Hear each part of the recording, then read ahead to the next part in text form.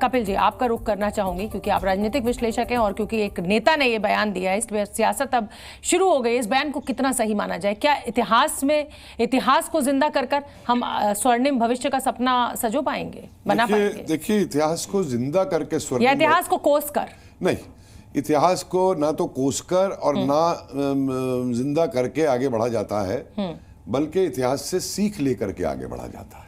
इसलिए मैं इस स्टेटमेंट से नहीं कहूंगा कि इतिहास को दोहराया जाए या इतिहास को वो किया जाए, लेकिन पहली बात मैं उनसे इस पे एग्री नहीं करता हूं कि जो लव जिहाद इन लोगों ने नाम दे रखा है, मेरे हिसाब से ये नाम ही गलत है।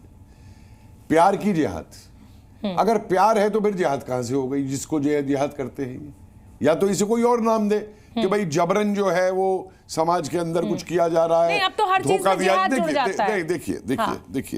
देखिए, लव जिहाद ये बहुत मेरे हिसाब से गलत नाम है और इसके लिए मैं इनको नहीं मानूंगा। दूसरी बात मैं ये कहूंगा कि देखिए, इतिहास की दृष्टि से अगर ये कहते कि भाई जिन चीजों को लेके उस समय पाकिस्तान की डिमांड हुई थी, उस समय कांग्रेस को हिंदू पार्टी बताया जाता था और लगातार जिन्ना और इनका ये कहना था, लियाकत अली का, कि हम हिंदू पार्टी के अंडर में नहीं रह सकते, ठीक है, हमको अलग वो चाहिए, ठीक है। तो मैं मानता कि एक उस बात को कह रहे हैं कि भाई पूर्वजों ने उस समय जो गलती की, और मेरी समझ से ये परे है कि आज के परिप्रेक्ष्य में आज हम नए भारत की बात करते हैं, सबका साथ सबके विकास की बात करते हैं। इस तरीके का बयान अगर आज के समय में दिया जाता है तो इसको ये क्यों ना माना जाए कि ये वोट के ध्रुवीकरण की कोशिश है? सिर्फ देखिए, खाली वोट के ध्रुवीकरण की कोशिश नहीं है ये।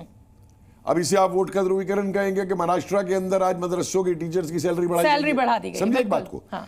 ये वोट का ध्रुवीकरण नहीं है, ये कुछ ऐसे नेता दोनों तरफ ऐसे मौजूद हैं जो नेता केवल इन स्टेटमेंट्स को देकर के अपनी अपनी महत्ता और अपनी अपनी दुकान चलाना चाहते हैं। हाजिर अंग्रेज साहब, गिरिराज सिंह के इस बयान के बारे में आप क्या कहेंगे? क्या है आपकी? देखिए, वो तो लगातार इस तरीके का बयानबाजी करते रहते हैं और सुर्खियों में आने के लिए।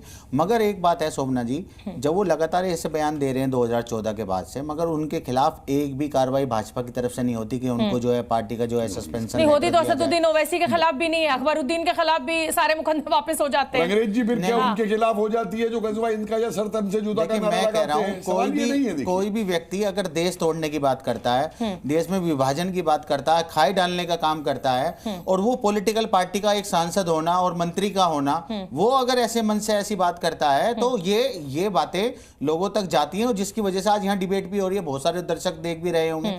तो ये चाहते, ये खुद ऐसा चाहते हैं कि हम ऐसे सुर्खियां बनाते रहे लगातार, बार-बार मुसलमानों को टारगेट करना। पैलेस्टीन का नारा लगाने का पार्लियामेंट में क्या मतलब है? बीच में नहीं बोला जय पैलेस्टीन का नारा पार्लियामेंट में किस लिए लगाया? मैं तो यहाँ पर भी लगाया जय फिलिस्तीन का नारा। मैं तो आज भी कह रहा हूँ जय फिलिस्तीन कहने में क्या दिक्कत है? हमारा देश का स्टैंड फिलिस्तीन के साथ है, हमारा देश साथ है। अच्छा ठीक है, अंग्रेज जी जल्दी देखिए, समय मेरे पास इस डिबेट में कम रहता है। सतीश जी, क्या इस बयान को सही माना जा सकता है आज के परिप्रेक्ष्य में?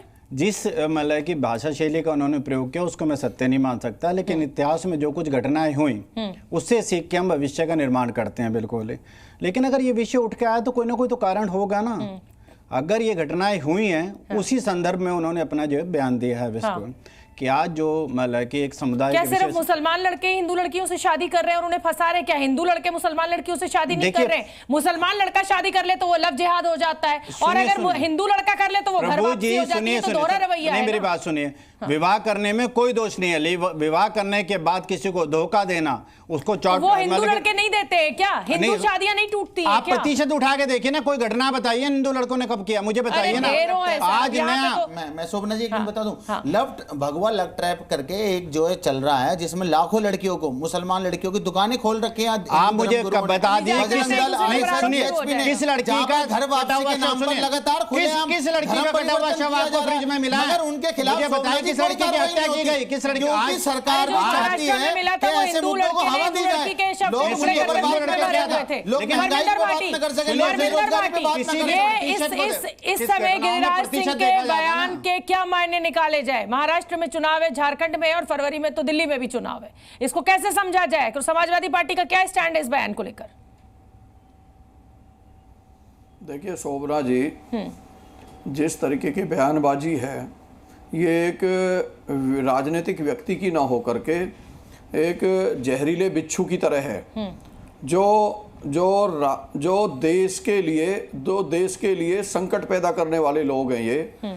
और दुर्भाग्य इस बात का है कि भारत की राजनीति में ये कैबिनेट स्तर का मंत्री जिसने संविधान की शपथ लेकर भारत की एकता, अखंडता और उसमें बंधुत्व की भावना पैदा करने की प्रस्तावना का शपथ लिया हो, वो व्यक्ति इस तरीके की भाषणबाजी करता है। शायद लगता है कि बीजेपी इनको अपने उससे बाहर निकालना चाह रही होगी, तो ये अपने अस्तित्व को बचाने के लिए इस तरीके के बयान दे रहे हैं। चलिए ठीक है, नए एंगल दे दिया आपने तो नए एंगल दे दिया डिबेट को। देश में चर्चा होगी, बयान देते हैं। कपिल जी, मैं चाहूंगी मौलाना मुफ्ती मंजूर जी आई साहब जल्दी से अपना पक्ष भी रख दीजिए। मुफ्ती मंजूर जी आई साहब अपना पक्ष भी रख दीजिए आप। मैं गिरिराज जी को जानता हूं और जिस धरती से आते हैं वहाँ की धरती में इस तरीके की नफरतें नहीं हैं। वहाँ की धरती में बड़ी मिठास है। वहाँ के लोग, उनके परिवार के लोग भी ऐसे नहीं हैं, वो भी ऐसे नहीं हैं। लेकिन उन्हें समझ लेना चाहिए कि मोदी जी के कैबिनेट में, मैं वही तो बता रहा हूँ कि मोदी जी की कैबिनेट में वो अपना वजूद खत्म करने की कोशिश कर रहे हैं। वो ये कोशिश कर रहे हैं कि मैं ऐसा करने से बड़ा बन जाऊंगा या उसको यहाँ के आने वाले दिनों में सीएम का दर्जा दिलाएंगे, सीएम बनेंगे वो बिहार के। ऐसा बिल्कुल नहीं है। उन्हें चाहिए कि अपनी कदर मंजिलत का ख्याल रखें और ऐसा काम करें जिससे कि देश को जोड़ने का काम किया जाता हो। मोदी जी जो करते हैं अच्छा करते हैं, लेकिन ये उनके विपरीत जाकर के अपना कद गिरा रहे हैं। मोदी जी तो सबका साथ सबके विकास की बात करते हैं। नूर अहमद अजहरी साहब आपका पक्ष क्या है? देखिए, इस मामले में खुलकर के सवाल श्री नरेंद्र मोदी जी से करना चाहिए। उनकी कैबिनेट में बैठा हुआ बंदा आए दिन इस तरह का बयान क्यों देता है, क्या वजह है? और उनकी ही नहीं, जितनी भी टीमें चल रही हैं, जितने प्रदेश हैं, प्रदेशों में भाजपा की जिस लेवल पर भी टीम है, उसमें एक दो बंदे ऐसे हैं जो इस तरह की बयानबाजी करते हैं, उन्हें तकबीयत मिलती है। तो मैं चाहता हूं कि गिरिराज सिंह जैसे लोग एक बड़े ओहदे पर बैठे हुए हैं, तो केंद्र सरकार के चीफ माननीय नरेंद्र मोदी जी को चाहिए बिना देर के उन पर कार्रवाई करें। क्यों नहीं कर रहे कार्रवाई इस तरह की? जी न्यूज़।